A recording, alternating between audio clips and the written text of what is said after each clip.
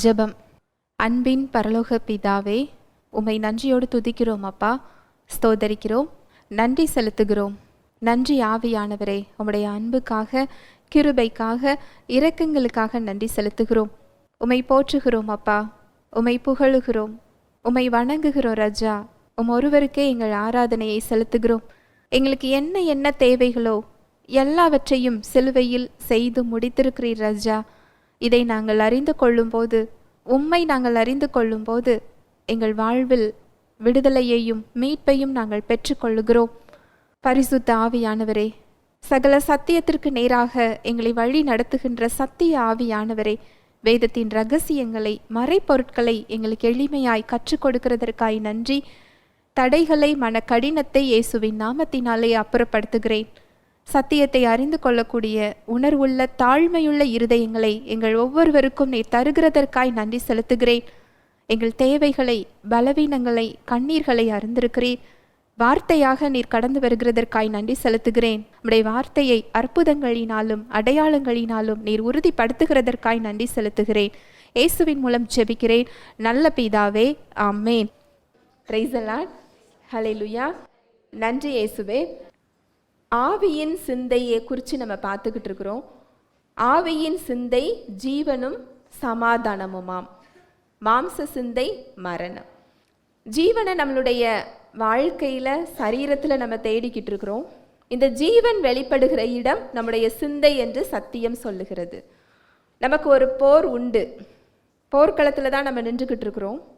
ஆனால் நம்முடைய பிரச்சனைகளோடு இல்லை, நம்ம பலவீனங்களோடு இல்லை, நம்முடைய பாவங்களோடு இல்லை, நம்ம எதிர்த்து வருகின்ற மனிதர்களோடு இல்லை, சிந்தனைகளில் அவருடைய வார்த்தைக்கு எதிராக வருகின்ற எண்ணங்களோடு நமக்கு போர், மாம்ச சிந்தைகளோடு நமக்கு போர் என்று சத்தியம் சொல்லுகிறது.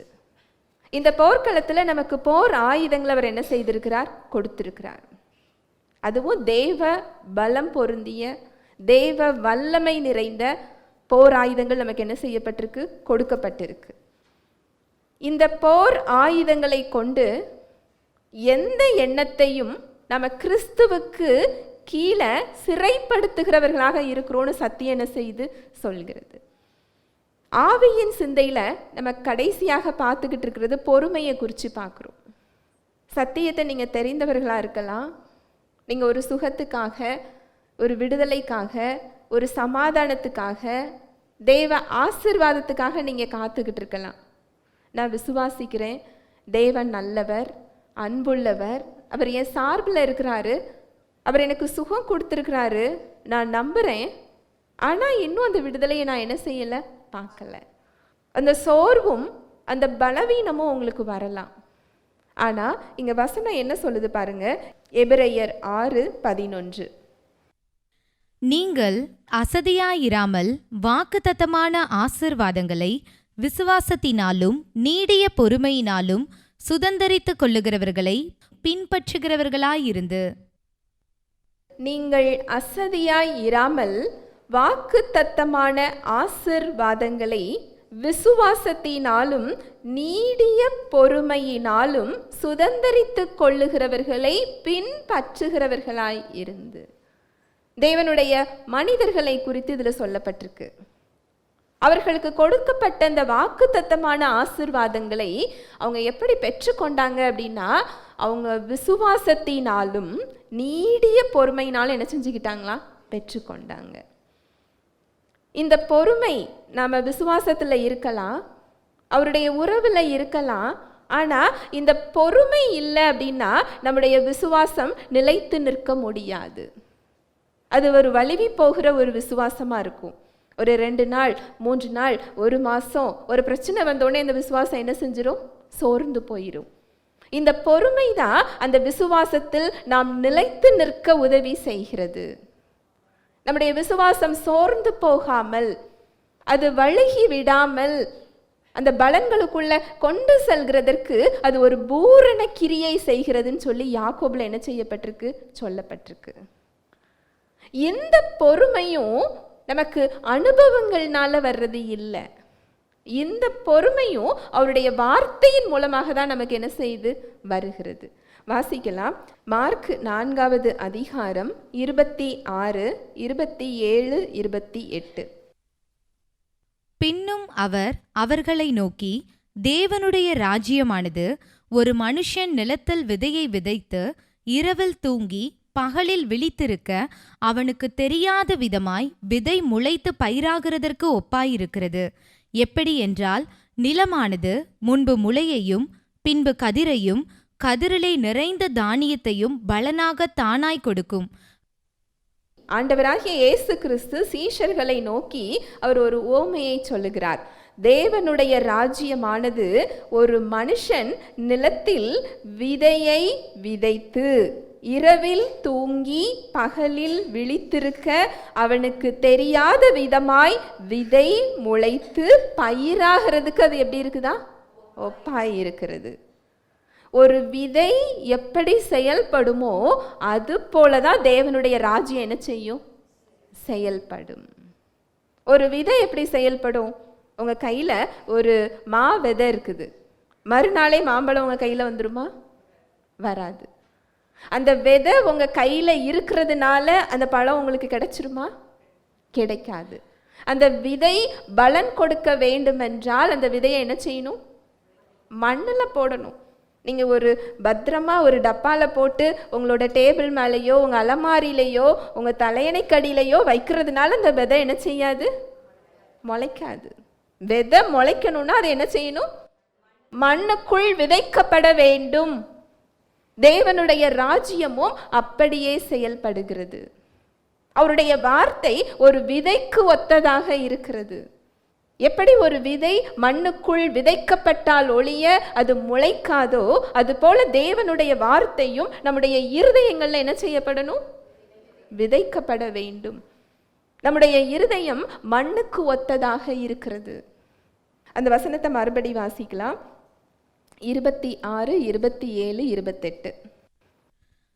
பின்னும் அவர் அவர்களை நோக்கி, தேவனுடைய ராஜ்யமானது ஒரு மனுஷன் நிலத்தில் விதையை விதைத்து இரவில் தூங்கி பகலில் விழித்திருக்க அவனுக்கு தெரியாத விதமாய் விதை முளைத்து பயிராகிறதற்கு ஒப்பாயிருக்கிறது. இரவில் தூங்கி பகலில் விழித்திருக்க அப்படின்னா என்ன அர்த்தம்? அந்த விதைய விதைச்சிட்டு அந்த விவசாயி என்ன செய்வாரு? தூங்க போயிடுவாரு. இல்லை அது பக்கத்துலேயே சேர் போட்டு இது முளைக்குமா முளைக்காதான்னு காவலுக்கு இருப்பாரா? இல்லை இது முளைக்குமா முளைக்காதா, ஏன் காலதாமதமாகுதுன்னு சொல்லி மண்ணை தோண்டி கையில் எடுத்து பார்த்தா அது எப்படி இருக்கும்? ஒரு விதையை இரவு நேரத்தில் முளைக்க போட்டுருங்க, காலையில் எழுந்திரிச்சு முளை வரலையேன்னு சொல்லி தோண்டி கையில் எடுத்தால் அது எப்படி இருக்கும்? நீங்கள் தினம் மறுபடியும் உள்ளே வச்சு மறுநாள் காலையில் தோண்டி நீங்கள் அதை பார்க்க அந்த விதையிலேருந்து என்ன வராது? முளை வராது. அதுபோல தேவனுடைய வார்த்தையும் ஒரு விதைக்கு ஒத்தது தான். இரவில் தூங்கி அப்படின்னு என்ன சொல்லப்பட்டிருக்குன்னா, நீங்கள் சமாதானத்திலையும் பொறுமையோடையும் அதில் என்ன செய்யணும்? இருக்கணும். பகலில் விழித்திருக்க அப்படின்னா என்ன அர்த்தம் தெரியுமா? அந்த விதை முளைக்க போட்ட பிறகு விவசாயி என்ன செய்வார்? பகலில் போய் என்ன செய்வார்? தண்ணி ஊற்றுவார். அந்த விதை முளைப்பதற்கு அங்கு ஒரு தேவையான வேலையை அவர் அங்கே என்ன செய்வார்? செய்வார். அதற்கு ஒரு ஒத்துழைப்பு கொடுப்பார். அந்த முளை வந்த உடனே அதுக்கு மருந்து வைக்கணுமா, அதுக்கு வேலி அடைச்சி பாதுகாக்கணுமா, அது சூரிய ஒளி சரியான முறையில் அதுக்கு கிடைக்குதா, களை செடிகளை பிடுங்குகிறதா இருக்கட்டும், அதுக்கு அவர் அங்கே என்ன செய்கிறாரு? ஒத்துழைப்பு கொடுக்கிறார். பகலில் விழித்திருக்கங்கிறது அதுதான். இரவில் தூங்கி பகலில் விழித்திருக்க. இரவில் தூங்கி அப்படிங்கிறது சமாதானத்தையும் பொறுமையையும் அது என்ன செய்யுது? சொல்லுது. இந்த விவசாயி விதை முளைக்க போட்ட உடனே வீட்டுக்கு போறாரு. என்ன நிச்சயத்தில் அவர் போறாரு? அந்த விதை எப்படி முளைக்குங்கிறத அவர் என்ன செஞ்சிருக்கிறாரு? அறிந்திருக்கிறார். சிறிது கால தாமதம் ஆகும், சிறிது நேரம் எடுக்கும், நாட்கள் பிடிக்கும், அதுக்கு நான் ஒத்துழைப்பு கொடுத்தால் போதும், முளை தானாக என்ன செய்யுமா? வரும். இது உலக பிரகாரமான விதை. தேவனுடைய வார்த்தை எப்படிப்பட்ட விதை தெரியுமா? 1 பேதுரு 1:23. அழிவுள்ள வித்தினாலே அல்ல, என்றென்றைக்கும் நிற்கிறதும் ஜீவன் உள்ளதுமான தேவ வசனமாகிய அழிவில்லாத வித்தினாலே மறுபடியும் ஜெனிப்பிக்கப்பட்டிருக்கிறீர்களே. அழிவுள்ள வித்தினாலே அல்ல, என்றென்றைக்கும் நிற்கிறதும் ஜீவன் உள்ளதுமான தேவ வசனமாகிய அழிவில்லாத வித்தினாலே மறுபடியும் ஜெனிப்பிக்கப்பட்டிருக்கிறீர்களே. நம்ம ஆவியில மறுபடியும் பிறந்ததை குறித்து சொல்லப்பட்டிருக்கு. தேவனுடைய வார்த்தை எப்படிப்பட்ட இயல்புடையதுன்னு சொல்லப்பட்டிருக்கு. அவருடைய வார்த்தை ஒரு விதை போன்றது, அதுவும் என்றென்றைக்கும் நிற்கிறதும் ஜீவன் உள்ளதுமான தேவ வசனமாகிய அழிவில்லாத விதைன்னு சொல்லப்பட்டிருக்கு. மாசு மறுவற்ற விதை. உலக பிரகாரமா உள்ள விதைகள் அதுல உயிர் இல்லாம போகலாம், முளைக்காம போகலாம், பலன் கொடுக்காமல் போகலாம், அது அழிந்து போகலாம். ஆனா தேவனுடைய வார்த்தையோ என்ன செய்யாதா? அழியாது, ஜீவன் உள்ளது. அதுவும் எப்படிப்பட்ட ஜீவன் உள்ளதா? தேவ வித்து. அது தேவனுடைய ஜீவனை அது பெற்றிருக்கிறது. அது அழியாதது, அது மாசு மறுவற்றது, அது என்றைக்கும் அது நிலைத்திருக்கிறது. அப்படின்னா என்ன அர்த்தம் தெரியுமா? இது முளைக்க போட்டா நிச்சயம் அது என்ன செய்யும்? முளைக்க தான் செய்யும்.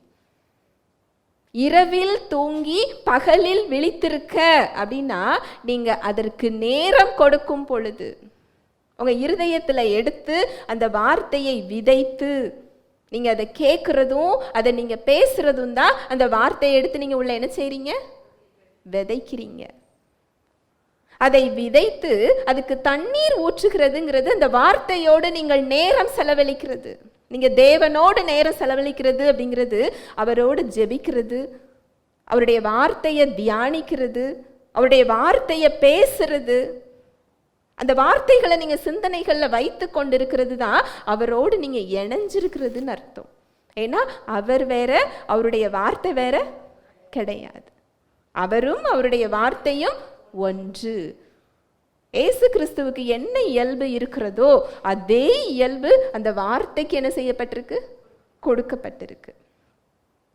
அந்த விதையை நீங்க விதைத்து அதற்கு நீங்க நேரம் கொடுக்கும் போது, பகலில் விழித்திருந்து அப்படின்னா உங்களுடைய வேலையை நீங்க செய்யும் போது, அவருக்கு ஒத்துழைப்பு கொடுக்கும் பொழுது இயல்பாகவே அந்த பொறுமை என்ன செஞ்சிடும்? வந்துடும். அந்த பொறுமையையும் அந்த விதை தான் நமக்கு என்ன செய்யும்? கொடுக்கும். நாமெல்லாம் நினைச்சு அந்த பொறுமை என்ன செய்யாது? வராது. இதை தான் தேவ மனிதர்களோட வாழ்க்கையில பார்த்தோம். ஆபிரகாம், ஆதியாகமம் 15வது அதிகாரம் 1 முதல் 3வது வசனம் வரை. இந்த காரியங்கள் நடந்த பின்பு கர்த்தருடைய வார்த்தை ஆபிரகாமுக்கு தரிசனத்திலே உண்டாகி, அவர், ஆபிராமே, நீ பயப்படாதே, நான் உனக்கு கேடகமும் உனக்கு மகா பெரிய பலனுமாயிருக்கிறேன் என்றார். அதற்கு ஆபிராம், கர்த்தராகிய ஆண்டவரே, அடியேனுக்கு என்ன தருவீர்? நான் பிள்ளை இல்லாமல் இருக்கிறேனே. தமஸ்கு ஊரானாகிய இந்த எலியேசர் என் வீட்டு விசாரணை கர்த்தனாய் இருக்கிறானே என்றான்.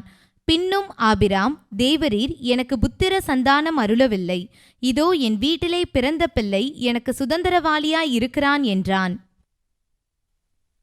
இந்த முதல் வசனத்தை பாருங்க.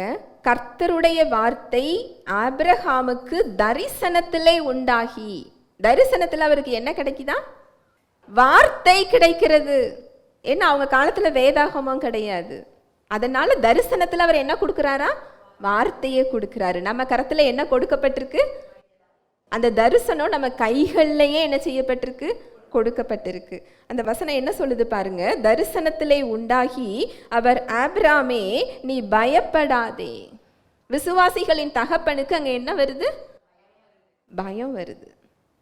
சந்தோஷமா இருக்கிற ஒருத்தங்க கிட்ட போய் யாராவது பயப்படாதன்னு சொல்லுவாங்களா? இல்லை. சமாதானமா இருக்கிறவங்க ஒருத்தங்க கிட்ட போய் பயப்படாதீங்க, கலங்காதீங்கன்னு சொல்லுவாங்களா? இல்லை. ஆபிரகாமுக்கு பயம் வந்திருக்கிறது. நீ பயப்படாதே, நான் உனக்கு கேடகமும் உனக்கு மகா பெரிய பலனுமாய் இருக்கிறேன் என்றார். அதற்கு ஆபிராம், கர்த்தராகிய ஆண்டவரே, அடியேனுக்கு என்ன தருவீர்? நான் பிள்ளை இல்லாமல் இருக்கிறேனே.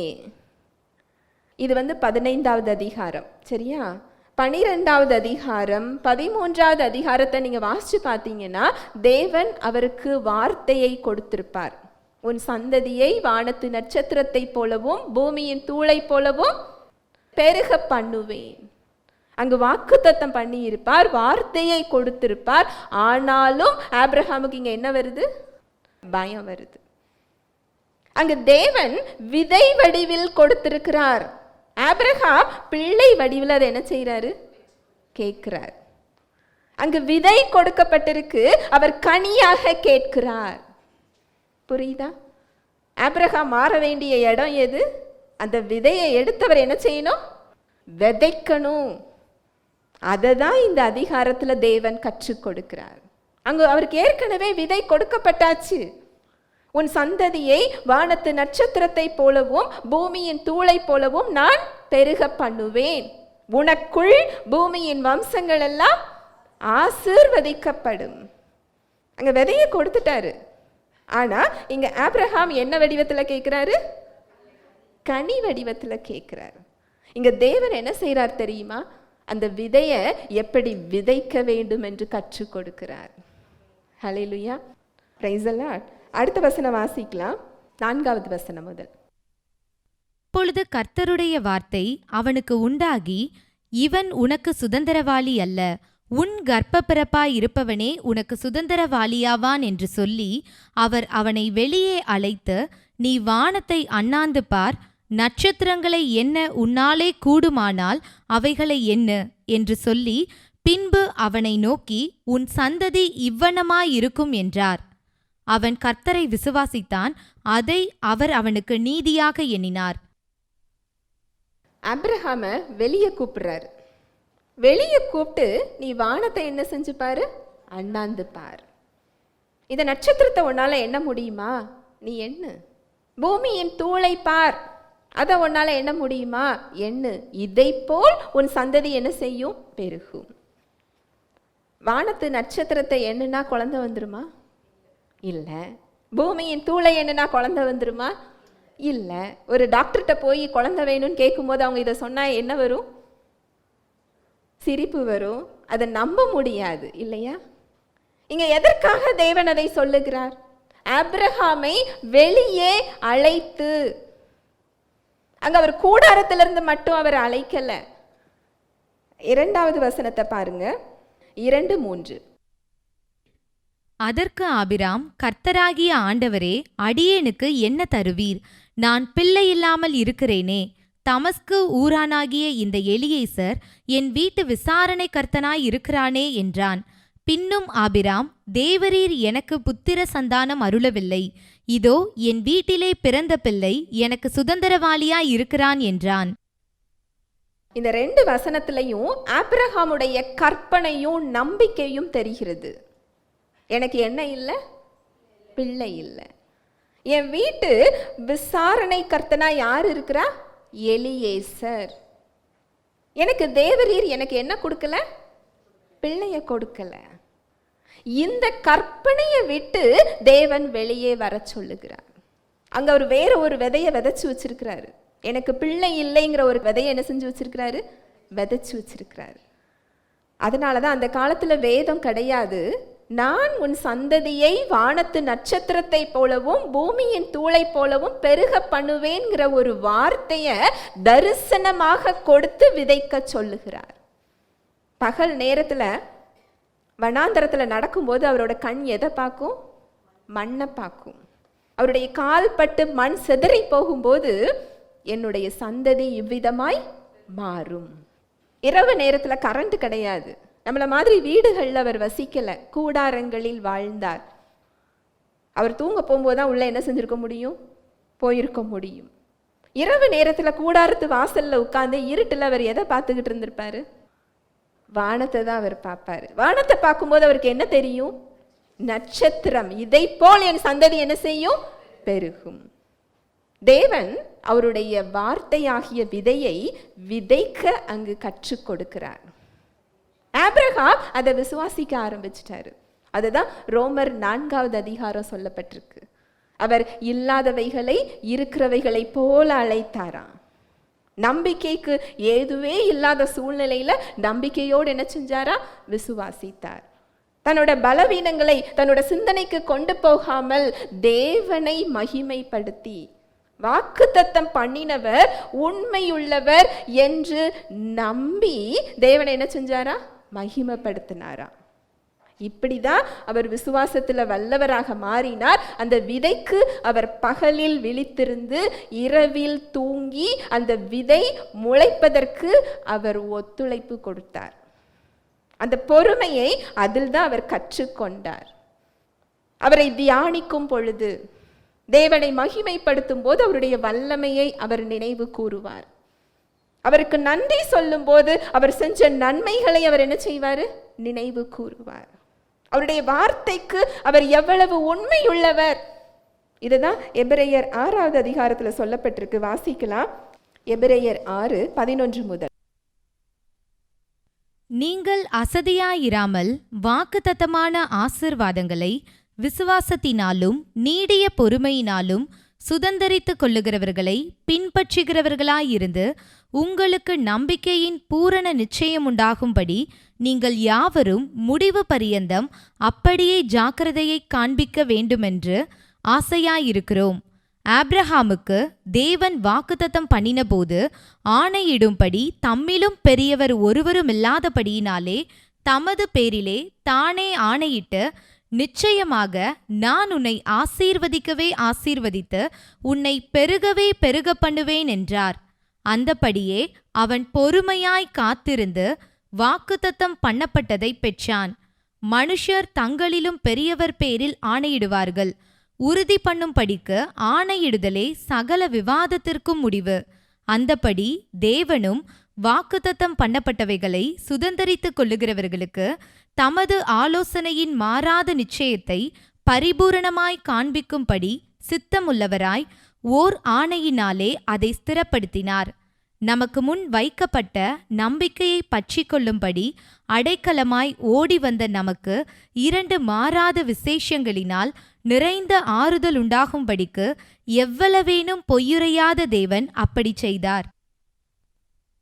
13வது வசனம் பாருங்க.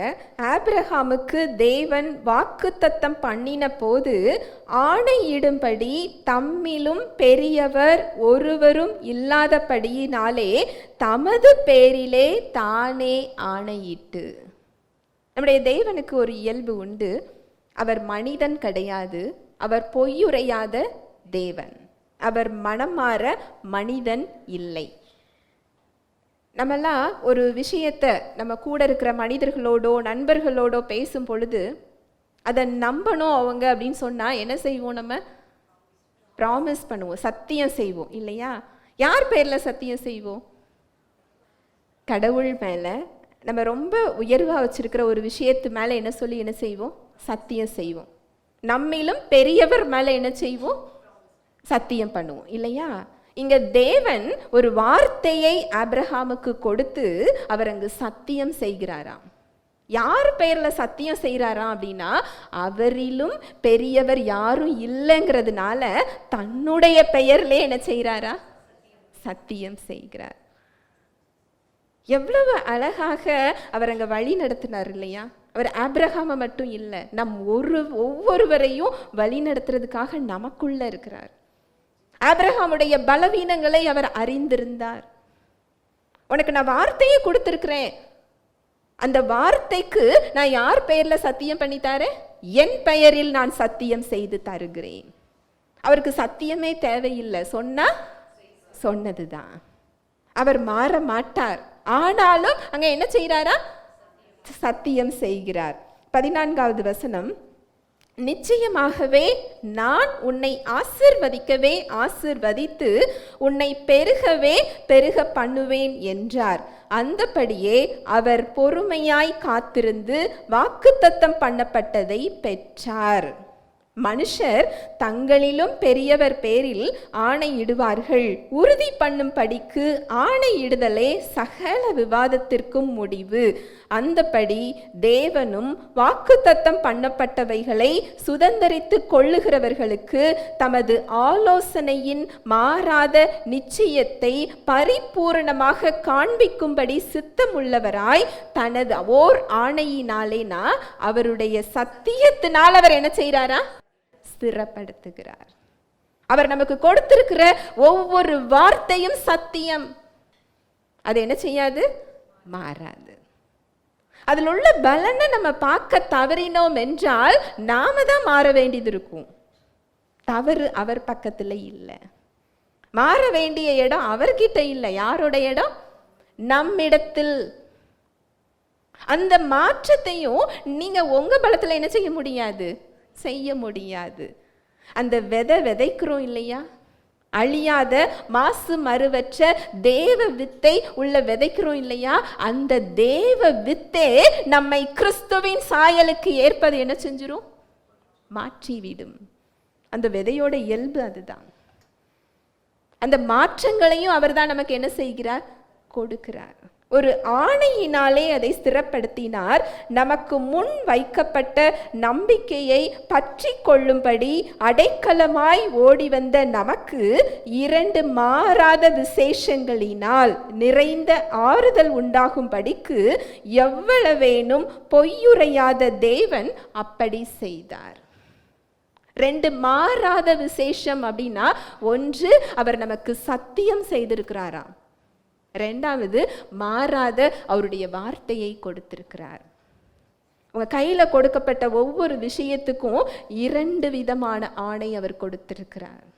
2 மாறாத விசேஷங்களினால் அதை ஸ்திரப்படுத்தி இருக்கிறாராம்.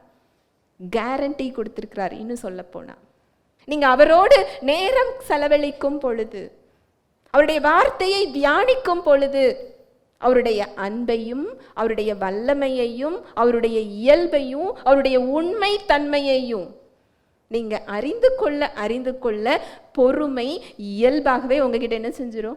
வந்துடும். இது அடிக்கடி நான் சொல்ற ஒரு உதாரணம் தான். ஒரு பெண் தன் வயிற்றில் குழந்தைய சுமக்குறாங்க. அவங்க கண்ணால் அந்த குழந்தைய பார்த்ததில்லை. சில பலவீனங்கள் அவங்களுக்கு அந்த இடத்துல இருக்க தான் செய்யும். அந்த 9 மாதமும் என்ன நிச்சயத்தில் அவங்க அங்கே காத்திருக்கிறாங்க? எப்படி அவங்களால அங்கே பொறுமையாக இருக்க முடியுது? 9 மாதம் முடிவில் குழந்தை கைக்கு வருங்கிற நிச்சயத்தை அவங்க அறிஞ்சிருக்கிறாங்க. அதனால் அந்த பொறுமை அவங்களுக்கு என்ன செய்யுது? இருக்குது. அதுபோல நீங்கள் தேவனை அறிந்து கொள்ளும் போது, அவருடைய அன்பை அறிந்து கொள்ளும் போது, அவருடைய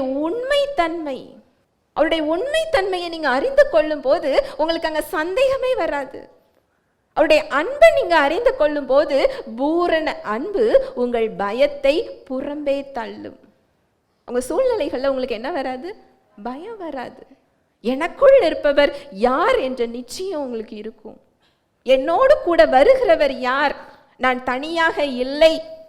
இந்த பிரச்சனைக்கு மத்தியில் நான் திக்கற்றவளாக இல்லை. என் கூட என்னை படைத்தவர் இருக்கிறார். என்னை உருவாக்கியவர் எனக்குள் இருக்கிறார். என்னை கரம் பிடித்து வழி நடத்தி செல்லுகிறார். என்னை அக்கறைக்கு அவர் கொண்டு செல்வார் என்ற பொறுமையை அவரோட வார்த்தை தான் நமக்கு என்ன செய்யும்? கொடுக்கும். தேவ மனிதர்கள் இந்த அனுபவத்துக்குள்ள அவங்க இருந்தாங்க. அவங்க இரவுல தூங்குனாங்க, பகல்ல என்ன செஞ்சிருந்தாங்க? விழித்திருந்தாங்க. நாம என்ன செய்யறோம்? பகல்ல என்ன செஞ்சுக்கிட்டு இருக்கிறோம்? தூங்கிக்கிட்டு இருக்கிறோம். அந்த வார்த்தைக்கு நம்ம ஒத்துழைப்பு கொடுக்கறது இல்லை.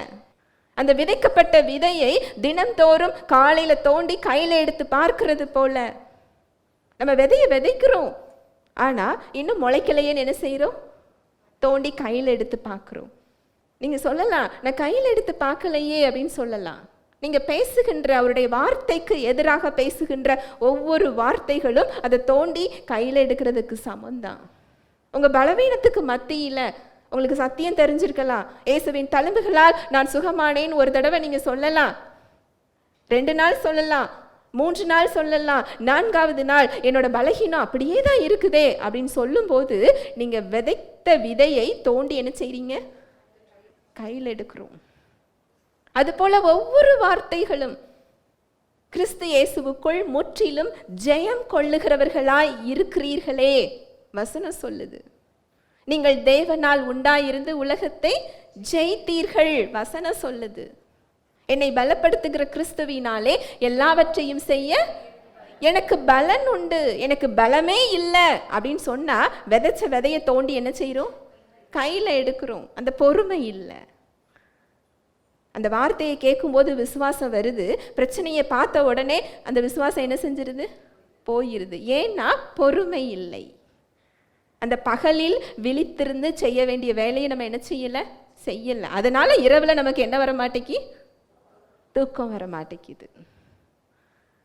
உலக பிரகாரமா ஒரு விதையை எப்படி முளைக்க வைக்கணும் அப்படிங்கிற அந்த செயல்முறை நமக்கு தெரியுது. ஆவிக்கேற்ற விதமாக தேவ வித்தை எப்படி ஒத்துழைக்கணும் நமக்கு என்ன செய்யல? தெரியல. ஒவ்வொரு தெய்வ மனிதர்களும் அதை தான் செஞ்சாங்க. தாவீது ராஜாவா இருக்கட்டும், ராஜாவாக அபிஷேகம் பண்ணப்பட்ட அடுத்த நாளே அவர் ராஜாவாக மாறவில்லை. 13 வருடங்கள் அந்த விதையை விதைத்து இரவில் தூங்கி பகலில் விழித்திருந்து அது முளைக்கிறதற்கு, அது கனி கொடுக்கிறதுக்கு அவர் என்ன செய்திருந்தார்? காத்து கொண்டிருந்தார். அந்த விதை அவரை பக்குவப்படுத்துகிறது, அவரை பலப்படுத்துகிறது, அந்த பலனை பெற்றுக்கொள்ளுகிற இடத்திற்கு அவரை கொண்டு சேர்க்கிறது. இந்த விதையோட ஸ்பெஷல் என்ன தெரியுமா? நம்மளோட எஃபர்ட் அதுக்கு தேவையே கிடையாது. நம்ம அதுக்கு ஒத்துழைப்பு கொடுத்தா போதும். அந்த வசனம் சொல்லுது பாருங்க, மார்க் 4வது அதிகாரம் 27-28. இரவில் தூங்கி பகலில் விழித்திருக்க அவனுக்கு தெரியாத விதமாய் விதை முளைத்து பயிராகிறதற்கு ஒப்பாயிருக்கிறது. எப்படி என்றால், நிலமானது முன்பு முளையையும் பின்பு கதிரையும் கதிரிலே நிறைந்த தானியத்தையும் பலனாக தானாய் கொடுக்கும். இரவில் தூங்கி பகலில் விழித்திருக்க அவனுக்கு தெரியாத விதமாய். அந்த முளை எப்படி வருமா? அவர்கிட்ட சொல்லிட்டு வருமா? நான் இன்னைக்கு வரப்போறேன் அப்படின்னு சொல்லி விதைச்சவர்கிட்ட சொல்லுமா? சொல்லாது. நான் எப்படி வருவேங்கிறத சொல்லுமா? சொல்லாது. அவருக்கு தெரியாத விதமாய் விதை முளைச்சி அது என்ன செய்யுமா? பயிராகுமா? பயிராகிறதும் அவருக்கு என்ன செய்யாது? எந்த நேரத்தில் ஆகும்னு என்ன செய்யாது? தெரியாது. அடுத்த வசனம் சொல்லுது பாருங்க, எப்படி என்றால் நிலமானது முன்பு முளையையும். முதல்ல அது என்ன தரும்? முளைய தரும். இரண்டாவது கதிரை கொடுக்கும். கதிரிலே நிறைந்த தானியத்தையும் பலனாக தானாய் கொடுக்கும். அதுபோல தானாய் கொடுக்கும். உங்களுக்கு சுகம் தேவையா?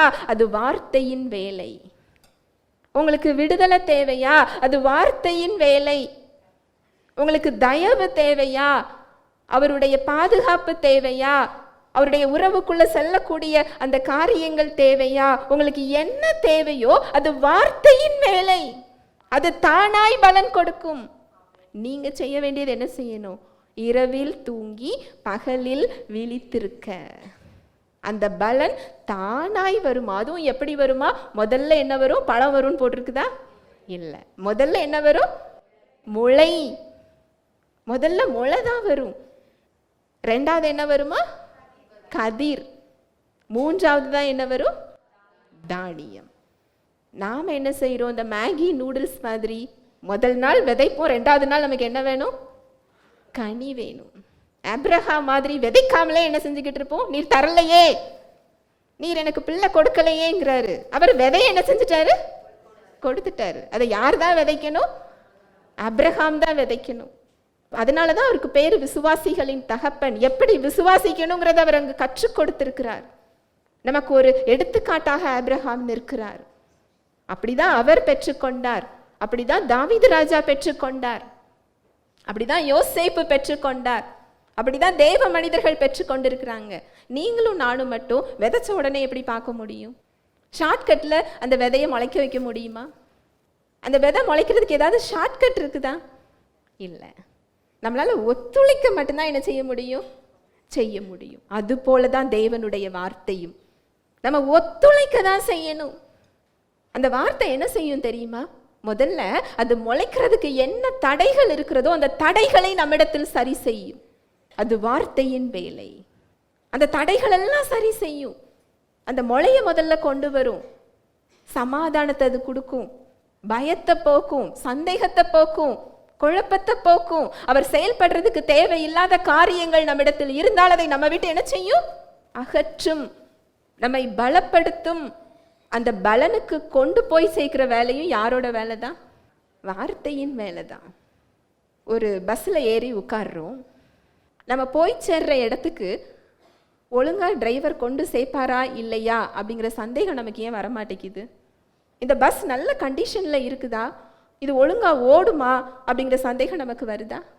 நம்ம கண்ணால் போய் சேருகிற இடத்த நம்ம பார்க்குறோமா? இல்லை. ஆனாலும் என்ன நம்பிக்கையில் ஏறி உள்ளே போய் உட்கார்றோம்? நம்பிக்கை இல்லையா? ஆனால் தேவன் மேலே என்ன வர மாட்டேங்கி? நம்பிக்கை வரல. அந்த வேர் என்னன்னு பார்த்தா அவர் மேலே நமக்கு என்ன இல்லை? விசுவாசம் இல்லை. அதுதான் அங்கே சந்தேகம் வருது. அதுதான் அங்கே பொறுமை இல்லாமல் போகுது. பயம் வருது, குழப்பம் வருது, இன்னும் எவ்வளவு நாள்ங்கிற சோர்வு வருது. அங்க அந்த வார்த்தை முதல்ல நம்மை பண்படுத்தும்.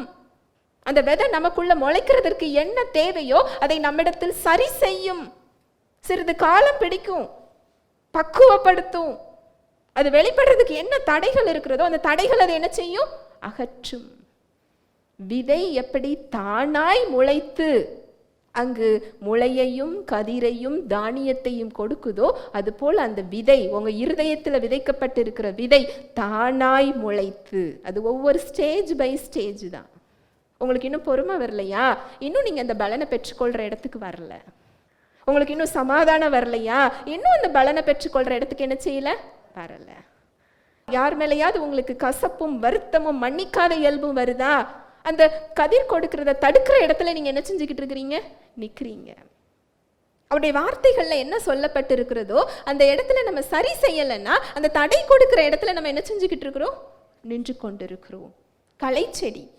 களைச்செடி அந்த பக்கத்துல முளைச்சிருக்கும் போது அந்த களைச்செடி என்ன செய்யும்னா நல்ல விதை செடியை நெருக்கி போட்டுரும். அது பலன் கொடுக்காதபடி அதை என்ன செய்யும்? நெருக்கி போடும். அதுபோல நம்மள நிறைய பேர் விதைச்சிருக்கலாம், ஆனா நிறைய களைகளையும் சேர்த்து நம்ம வளர விட்டுருக்கிறோம். ஆனா அந்த களைகளை பிடுங்குவதற்கு நம்ம அந்த வார்த்தைக்கு ஒத்துழைப்பு கொடுக்கறது இல்லை. அதனால அது பலன் கொடுக்காம என்ன செஞ்சுக்கிட்டு இருக்கு? நின்று கொண்டிருக்கிறது. நீங்க இந்த வார்த்தைகளை தியானிக்க அதுவே சரி செஞ்சிரும். எப்படி நீங்க பஸ்ல ஏறி உட்கார்ந்தா அந்த பஸ்ஸும் டிரைவரும் உங்களை போய் சேர்ற இடத்துக்கு கொண்டு விடுறாங்களோ அந்த வார்த்தை ஒரு வாகனம் மாதிரி தான். உங்க சந்தேகத்தை போக்கும், உங்க கவலையை போக்கும், உங்க பயத்தை போக்கும், உங்களை பலப்படுத்தும், உங்களுக்கு விசுவாசத்தை வளர்க்கும், உங்களுக்கு சமாதானத்தை கொடுக்கும், உங்களுக்குள்ள அன்பை கொடுக்கும், மன்னிக்க வைக்கும், பாவத்தை மேற்கொள்ள வைக்கும், உங்களை பலப்படுத்தும். தானாய் சுகம் என்ன செய்யும்? வெளிப்படும். அது தானாய் வரும். நீங்க இதுல எப்படி வரும்னு கேள்வி கேட்க வேண்டாம். ஒரு விதையை பார்த்து கையில எடுத்துக்கிட்டு இது உள்ள முளை இருக்கிற மாதிரியே தெரியலையே, ஜீவன் இருக்கிற மாதிரியே தெரியலையே, இதுல எப்படி முளை வரும்னு என்னைக்காவது கேள்வி கேட்டிருக்கிறோமா? ஆனா அவருடைய வார்த்தையை பார்த்து மட்டும் கேள்வி கேட்கிறோமே. எப்படி எனக்கு சுகம் வரும்? எனக்கு வலிக்குதே, என் ரிப்போர்ட் இப்படி இருக்குதே, என் சூழ்நிலை இப்படி இருக்குதே, இதுல எப்படி எனக்கு அவர் செயல்படுவார்? நிறைய பேர் என்று கேட்பாங்க, என் பிரச்சனையை சொல்றேன், நீங்க வார்த்தையை கேளுன்னு சொல்றீங்க. இந்த வார்த்தையை நான் சொல்றதுனால என் பிரச்சனை சரியாயிருமா? அதை சரி பண்ற வேலை எப்படின்னு நான் தெரிஞ்சுக்க வேண்டிய அவசியம் இல்லை. எப்படி வழி உண்டாகும்னு தெரிஞ்சுக்க வேண்டிய அவசியம் இல்லை. அதுக்கு நான் ஒத்துழைப்பு கொடுத்தா போதும். அந்த விதை தானாய் அங்க என்ன செய்யும்? வழி உண்டாக்கும். அந்த விதை தானாக பலனை கொடுக்கும். அந்த விதை தானாக எனக்கு பொறுமையை கொடுக்கும். அந்த விதை தான் எனக்கு என்ன கொடுக்கும்? பொறுமையை கொடுக்கும், அந்த நிச்சயத்தை கொடுக்கும், அந்த சமாதானத்தை கொடுக்கும். அது அந்த விதையின் வேலை. நாம செய்யற வேலையை தான் நாம செய்ய முடியும். விதை செய்யற வேலையை நம்ம என்ன செய்ய முடியாது? செய்ய முடியாது. எவ்வளவோ சயின்ஸ்ல நம்ம கண்டுபிடிக்கிறோம்.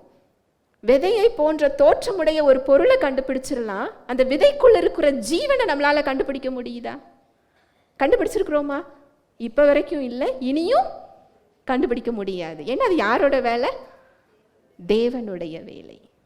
நம்மளோட தவறு என்னன்னா, நம்ம தேவனுடைய வேலையையும் சேர்த்து எப்படி நினைச்சுக்கிட்டு இருக்கிறோம், அறிந்து கொள்ள முயற்சிக்கிறோம்.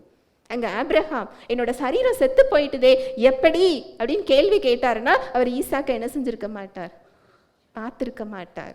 என் மனைவியுடைய கர்ப்பம் செத்து போய் விட்டதே, எப்படி அங்க குழந்தை பிறக்கும் அப்படின்னு சொல்லி அவர் அதை ஆராய்ந்து பார்த்திருந்தால் அந்த இடத்துக்கு அவர் என்ன செஞ்சிருக்க மாட்டார், வந்திருக்க மாட்டார். தாழ்மையா அதை ஏற்றுக்கொள்றார். நீ போய் நட்சத்திரத்தையும் மண்ணையும் நீ எண்ணி பாரு அப்படின்னா என்னுடைய வார்த்தையை நீ தியானின்னு அர்த்தம். எதிர்மறையான கற்பனையில இருந்து வெளியில வா. பிள்ளை இல்லையேங்கிற கற்பனையில இருந்து என்ன செய்ய, வெளியில வா. இன்னைக்கு அவர் உங்களை பார்த்து அதை தான் சொல்றாரு. நான் தோற்று போய்கொண்டே இருக்கிறேனே, நான் அவமானப்படுத்தப்பட்டிருக்கிறேன், நான் நிராகரிக்கப்பட்டிருக்கிறேன், நான் சாபத்துல நிற்கிறேன், நான் பாவத்துல நிற்கிறேன், நான் நோயில இருக்கிறேன்.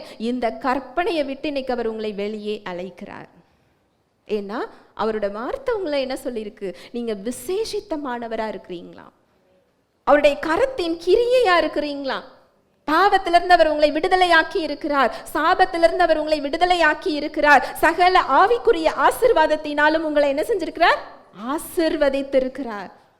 தேவ வித்து உங்களுக்குள் விதைக்கப்பட்டிருக்கிறது, தேவ இயல்பு உங்களுக்கு கொடுக்கப்பட்டிருக்கிறது. இயேசுவின் தழும்புகளால் நீங்க சுகமாக்கப்பட்டிருக்கிறீங்க. தேவனால் மறுபடியும் நீங்க பிறந்திருக்கிறீங்க, உலகத்தை ஜெயித்திருக்கிறீங்கன்னு வேதம் சொல்லுது. இந்த கற்பனைக்குள்ள அவர் உங்களை வர சொல்றார். இந்த விதையை எடுத்து அவர் உங்களை விதைக்க சொல்லுகிறார். இரவில் தூங்கி பகலில் விழித்திருக்க சொல்லுகிறார். அந்த விதைத்த விதையானது முதலில் முளையையும் பின்பு கதிரையும் கதிரிலே நிறைந்த தானியத்தையும் அது தானா என்ன செய்யும், கொடுக்கும். இந்த நோயில எனக்கு எப்படி சுகம், அது இந்த முளை எப்படி முளைக்கும்னு நீங்க கேள்வி கேட்குற மாதிரி, இந்த உறுப்பு எனக்கு எப்படி சரியாகும், அது உங்க வேலை இல்லை, அது யாரோட வேலை, விதையின் வேலை. உங்க சூழ்நிலைகளுக்கு மத்தியில வழி எப்படி உண்டாகும் நீங்க தெரிந்து கொள்ள வேண்டிய அவசியமே இல்லை. நீங்க அந்த விதையை விதைச்சு அதுக்கு ஒத்துழைப்பு கொடுத்தால் போதும். அது உங்களுக்கு சமாதானத்தை தரும், அது உங்களுக்கு பொறுமையை கற்றுக் கொடுக்கும், அது உங்கள் விசுவாசத்தை வளர்க்கும், அந்த பலனுக்குள் உங்களை கொண்டு போய் சேர்க்கும். இன்னும் சொல்ல போனா இது ப்ரூவன் மெத்தட்னு சொல்லுவாங்க. அனுபவபூர்வமாக அனுபவித்து பல வெற்றிகளை பார்த்து செயல்முறை இது. இதுல தோல்வி கிடையாது, 100% கேரண்டி. இதை நீங்க எடுக்கும்போது இந்த முடிவை நீங்க என்ன செய்ய முடியும், பெற்றுக்கொள்ள முடியும். ஆபிரகாம் பார்த்திருக்கிறார், தாவீது ராஜா பார்த்திருக்கிறார், மோசே பார்த்திருக்கிறார், யோசேப்பு பார்த்திருக்கிறார், அப்போஸ்தலர்கள் பார்த்திருக்கிறாங்க. நாம மட்டும் எப்படி பார்க்காம இருப்போம்? எப்பேற்பட்ட பிரச்சனையா இருந்தாலும் சரி, இதுல சொல்லப்பட்டிருக்கின்ற இந்த முறையின்படி அந்த வார்த்தைகளை எடுத்து அதை தியானிக்க, அதை பேச, அதோடு நேரம் செலவழிக்க நீங்க ஒத்துழைப்பு கொடுக்கும் போது அந்த பலன் தானாய் முளைக்கும், தானாய் வெளிப்படும். அதுதான் உங்களுக்கு அதை பெற்றுக்கொள்ளக்கூடிய பொறுமையும் என்ன செய்யும், கொடுக்கும். ஹல்லேலூயா, பிரைஸ் தி லார்ட்.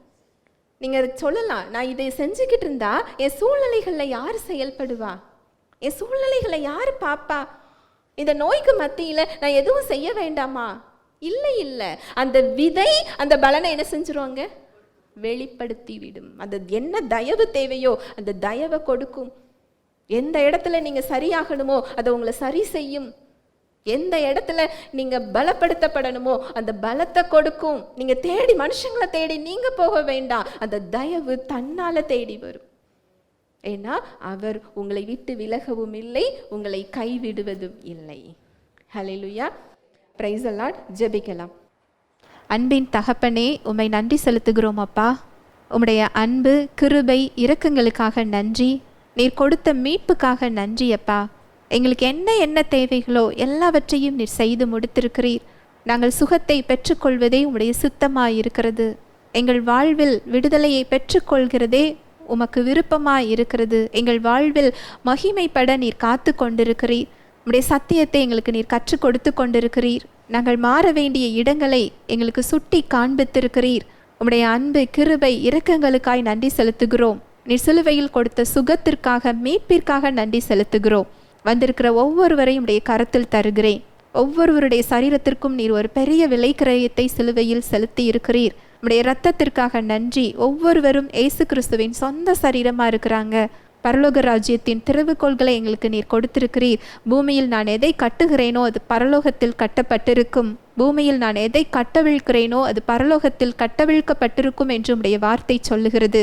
இயேசுவின் நாமத்தினாலே ஒவ்வொருவரது சரீரத்தில் உள்ள பலவீனங்கள், நோய்களை, கொடுத்து உறுப்புகளை முடக்கி வைக்கின்ற ஆவியை இயேசுவின் நாமத்தினாலே நான் அப்புறப்படுத்துகிறேன். சிலுவையில் நீர் கொடுத்த தேவ சுகத்தை இயேசுவின் நாமத்தினாலே நான் கட்டவிழ்க்கிறேன். பாதிக்கப்பட்டிருக்கின்ற உறுப்புகள் இயேசுவின் நாமத்தினாலே புதிதாக மாறட்டும். செயலற்று இருக்கின்ற உறுப்புகள் இயேசுவின் நாமத்தினாலே புதிய உறுப்பாக மாறட்டும். கிறிஸ்துவை மரித்தோரிலிருந்து எழுப்பின வல்லமையுள்ள ஆவியானவர் உங்களுடைய சரீரத்தை, உறுப்புகளை உயிர்ப்பித்து கொண்டிருக்கிறார். வல்லமையுள்ள ஆவியானவரால் நீங்கள் உயிர்ப்பிக்கப்பட்டு கொண்டிருக்கிறீங்க. இயேசுவின் நாமத்தினாலே உங்களது சுகத்தை இப்பொழுதே நீங்கள் பெற்றுக்கொள்ளுங்கள். இயேசுவின் தழும்புகளால் நீங்கள் சுகமாக்கப்பட்டீங்க. இயேசுவின் நாமத்தினால முழுமையான விடுதலையை பெற்றுக்கொள்ளுங்கள். இயேசுவின் மூலம் ஜெபிக்கிறேன் நல்ல பிதாவே, ஆமேன்.